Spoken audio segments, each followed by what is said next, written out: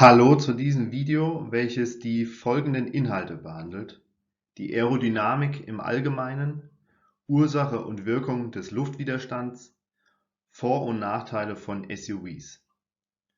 Solltet ihr Anregungen, Fragen oder Kritik haben, dann freue ich mich, wenn ihr diese in die Kommentare schreibt. Auf die abgebildeten Quellen, die ihr hier seht, habe ich mich bezogen und wie immer empfehle ich, die entsprechenden Internetseiten auch mal zu besuchen, um hier weiterführende Informationen zu erhalten. Ja, wenn ihr an Aerodynamik denkt, dann verbindet ihr mit dem Begriff vielleicht windschnittige Sportwagen oder den sogenannten CW-Wert. Doch wenn wir diesen Begriff der Aerodynamik zuerst einmal klären, dann wird erkennbar, dass die Aerodynamik das Verhalten von Körpern in Luft beschreibt. Und hier spielt auch der CW-Wert bzw. der Strömungswiderstandskoeffizient eine Rolle.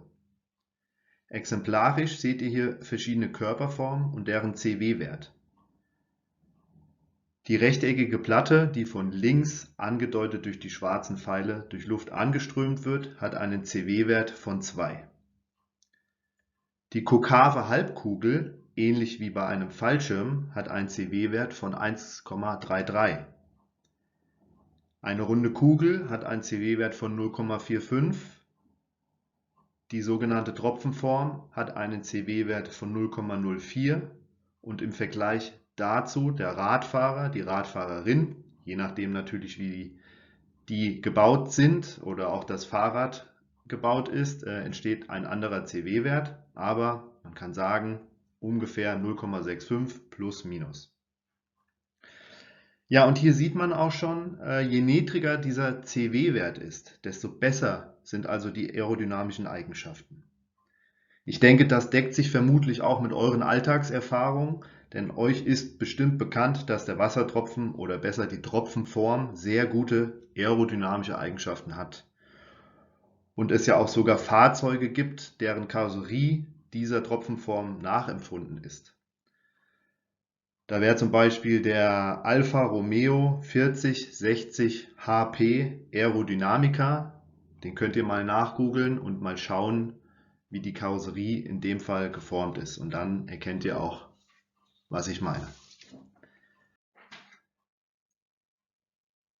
So, schauen wir mal auf den Luftwiderstand. In unserem Fall soll der betrachtete Körper ja unterschiedliche Fahrzeugformen sein.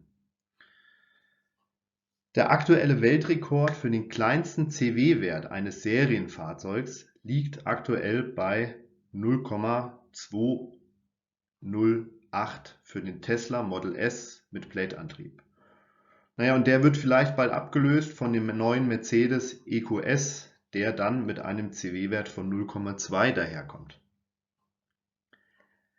Der CW-Wert wird üblicherweise in einem Windkanal oder auch manchmal numerisch am Computer ermittelt und diese Berechnung beinhaltet unter anderem die Berücksichtigung der Widerstandskraft, also die Kraft, die durch die Anströmung der Luft entsteht, ähnlich wie wenn man während der Fahrt seine Hand aus dem Seitenfenster hält.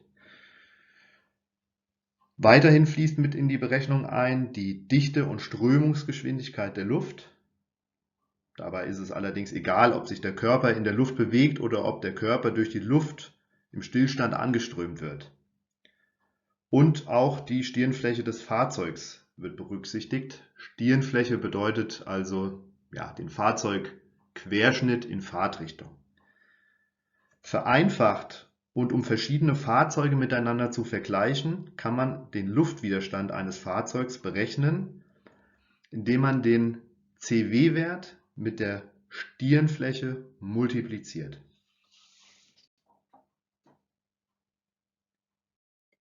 Dazu möchte ich euch jetzt zwei reale Beispiele vorstellen und diese miteinander vergleichen. Wenn wir uns den BMW X6 aus der Fahrzeugklasse der SUVs mal anschauen und dieser wird vom Hersteller ja mit einem besonders athletischen Körper beworben, dann fällt der mit einem vergleichsweise niedrigen CW-Wert von 0,32 auf.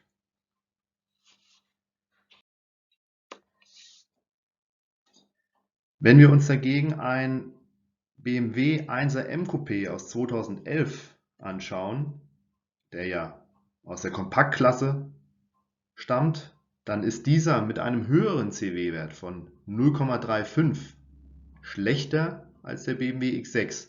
Und es entsteht der Eindruck, dass dieser, obwohl er die typischen Eigenschaften eines SUVs hat, wie zum Beispiel Größe, Gewicht und ja auch die bessere Strömungseigenschaften besitzt, dass dann der CW-Wert bzw. der Luftwiderstand vielleicht geringer ist als am BMW X6.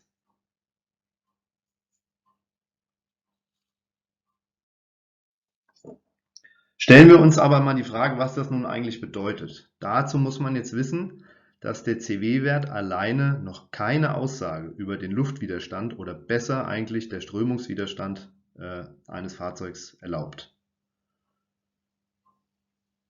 Wir haben ja bereits gelernt, dass man vereinfacht und um verschiedene Fahrzeuge miteinander zu vergleichen, den Luftwiderstand eines Fahrzeugs berechnet, indem man den CW-Wert jetzt mit der Stirnfläche multipliziert. Und hier sehen wir auch, oder es wird deutlich, dass wenn wir das tun, der SUV mit 0,9 auf keinen Fall einen kleineren Luftwiderstand gegenüber der Kompaktklasse hat, weil hier der Luftwiderstand dieses BMW 1er M Coupé mit 0,76 rechnerisch ermittelt wurde.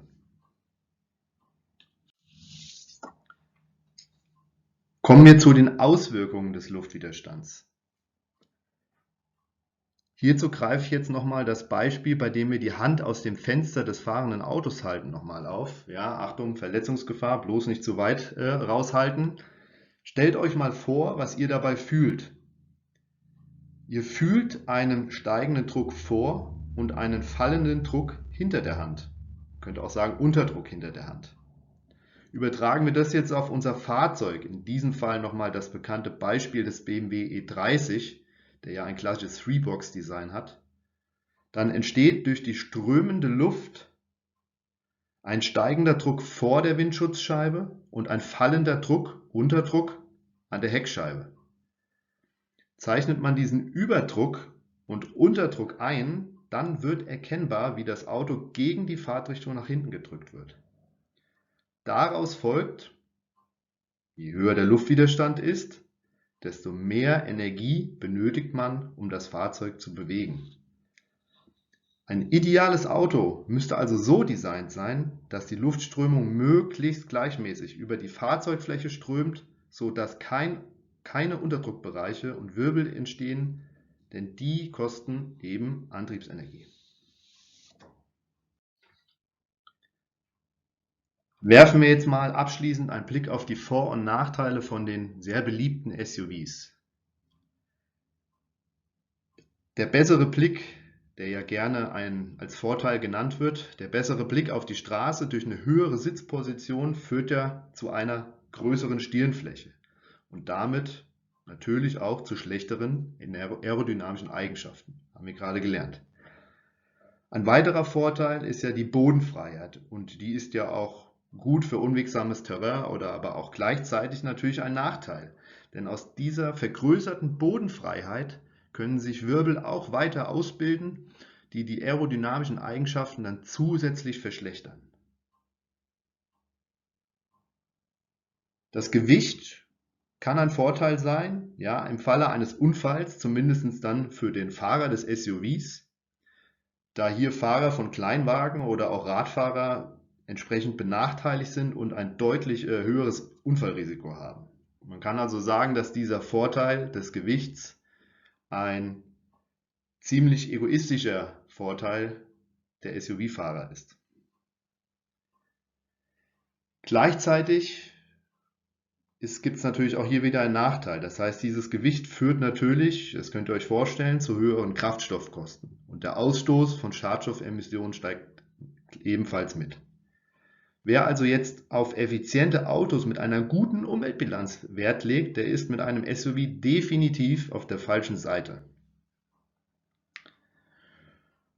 Okay, dann würde ich sagen, dann bedanke ich mich, wenn ihr mir bis hierhin gefolgt seid und wie bereits gesagt, solltet ihr Anregungen, Fragen oder Kritik haben, dann freue ich mich, wenn ihr die in die Kommentare schreibt.